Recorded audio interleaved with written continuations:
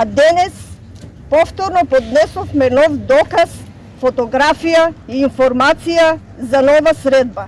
Овој пат помеѓу осомничениот градежен инспектор Николчо Гоцев и оштетеното лице.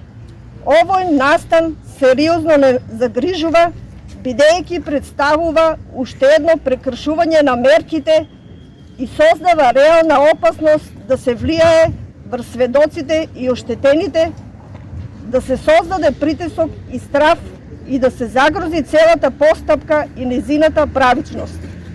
Кога се случи оваа трагедија, ни беше ветено дека обвинителството ќе стои зад нас, дека ќе бидеме заедно во борбата за вистината и правдата. Но денес, со болка, мораме да признаеме дека таа поддршка ја нема.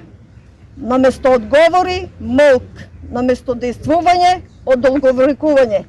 Наместо вистинска правда, заштита на виновниците.